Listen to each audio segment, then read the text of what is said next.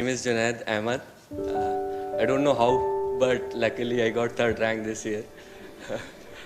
यार जर्नी तो मेरी 2014 से स्टार्ट हुई, एक बड़ा फेज हो गया। तो देखो, I am not from IIT, with due regard to everyone who is from IIT, क्योंकि लोगों को लगता है टॉपर्स जो हैं वो ज़्यादातर आईआईटीज़ या उसी के होते हैं, इंस्टीट्यूट्स के। वैसे मेरी यूनिवर्सिटी जो है वो ट्रूली ग्लोबल है, कोई गेस कर सकता है? शाहदा यूनिवर्सिटी। तो मैं किसी को बोलता हूँ जाके कि I am from Shahada university, तो 2 बार पूछते हैं कौन सी यूनिवर्सिटी? अच्छा, Shahada university.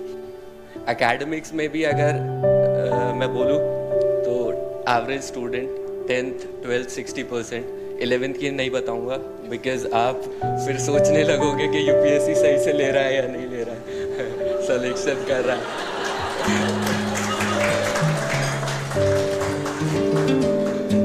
Attempt 5th last year में रेवेन्यू सर्विसेज में सेलेक्ट हुआ था, दिस ईयर आया था। तो मेरा जर्नी तो ये था कि स्टेप बाय स्टेप मैंने चीज़ें देखी। प्रीलिम्स का एक नैक था मेरे पास, पता नहीं कैसे बहुत अच्छा स्कोर आता था, बट मेंस में प्रॉब्लम होता था। स्टार्टिंग के 2-3 अटेम्प्ट्स में मेंस नहीं हुआ था। तो व्हाट आई रियलाइज्ड कि मेंस में आपके जो आंसर राइटिंग होती है उसमें आपको ऑर्गेनाइज्ड वे में लिखना, स्ट्रक्चरिंग वो बहुत इंपॉर्टेंट होती है। तो स्ट्रैटेजी तो एक लंबी है पूरी, क्योंकि पीरियड भी बहुत लंबा है 5 साल का, तो यहाँ तो नहीं बता पाऊँगा। किसी को अगर वैसे पूछना हो तो बता दूँगा। लेकिन मेंस में यही रहता है कि आप कितना अच्छे से वहाँ पे प्रेजेंट कर सकते हो। मैं क्या करता था कि मेरे जो नोट्स मैंने 4th 3rd अटेम्प्ट से क्या किया था, न्यूज़पेपर, मैंने फोकस ज़्यादातर न्यूज़पेपर्स पे किया था। तो जो भी इश्यूज़ होते थे उसको मैं ट्राई करता था कंसाइज करने में, और क्या इशू है उसका क्या सोल्यूशन है, और वो बहुत छोटे उसमें मैं बुलेट पॉइंट्स में लिख लेता था। और इस तरीके से क्या हुआ था कि most of the issues cover हो गए थे। हार्डली अगर आप देखोगे तो 150 इश्यूज़ आते हैं, उससे ज़्यादा मिलेंगे भी नहीं, वो सारे कवर हो जाते हैं उस चीज़ में। तो जब मैं मेंस लिखता था तो वो बुलेट पॉइंट्स मेरे दिमाग में रहते थे, तो ज़्यादा प्रॉब्लम नहीं होता था। इस बार तो इनफैक्ट 5-10 मिनट्स पहले ही पेपर कंप्लीट हो जाता था मेरा, क्योंकि इस बार टेंशन भी ज़्यादा नहीं थी, क्योंकि लास्ट ईयर सर्विस में हो गया था। तो यार देखो, मेरा एक्सपेक्टेशंस इतने हाई थे नहीं, क्योंकि मेरे जो बैचमेट्स हैं ज़्यादातर आईआईटीएंस और वो सब है, तो आईएएस के अलावा उन्हें मतलब आईएएस ही चाहिए। तो मेरा तो था रेवेन्यू सर्विस मिल गया, बहुत अच्छा है। अब जो भी ऊपर है वो बोनस ही है। तो इस बार, और मोस्ट ऑफ द थिंग्स क्या होता है, जब आप एक्सपेक्ट नहीं करते हो ना तब आती हैं। मैंने कभी एक्सपेक्ट नहीं किया था 3rd रैंक आ जाएगा।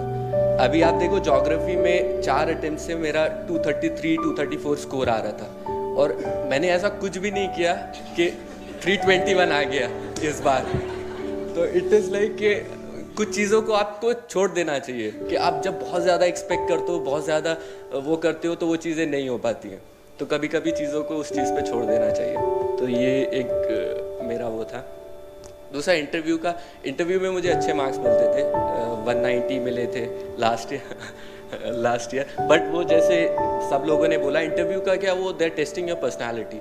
और क्या होता है कि कुछ चीज़ें ऐसी होती हैं, जैसे विनय मित्तल सर का बोर्ड था एक बार मेरा, तो वो उठ के वॉक करने लग जाते थे, कभी पीछे खड़े हो जाते थे। तो उसमें आप प्रेशर में आ जाते हो, पता नहीं क्या कर रहे हैं वो, उसमें पीछे खड़े होके। तो उस सब चीज़ों से इतना वो नहीं करना चाहिए। लास्ट ईयर सुजाता मैम का बोर्ड था, तो उनके पास में एक मैम बैठी थी, तो मैं कुछ भी बोलता था, उनका एक्सप्रेशन ऐसा होता, कुछ नहीं आता, कुछ नहीं आता। उनका एक्सप्रेशन वैसे ही था, और मैं सोच रहा था मैं बोलूँ भी क्या नहीं बोलूँ। 3-4 क्वेश्चन के बाद मैंने बोलना ही वो कर दिया, सॉरी मैम कर दिया। तो ये थोड़ा इंटरव्यू में रहता है, because they not checking your knowledge, already they have tested in prelims mains, वो पर्सनालिटी ही देख रहे हैं, तो उसी पे थोड़ा वर्क करना चाहिए। बाकी जितने भी एस्पिरेंट्स हैं यार, मेरा तो एक ही वो है कि hard work is the key, मैंने जो रियलाइज़ किया है। और जैसे ट्रिनिटी था हमारा फंडामेंटल राइट्स का कि 14 19 21, उसी तरह मैंने बनाया हार्ड वर्क, पेशेंस, परसिवरेंस, जो अपनी लाइफ में एटलीस्ट मुझे इस फेज़ में बहुत हेल्प किया।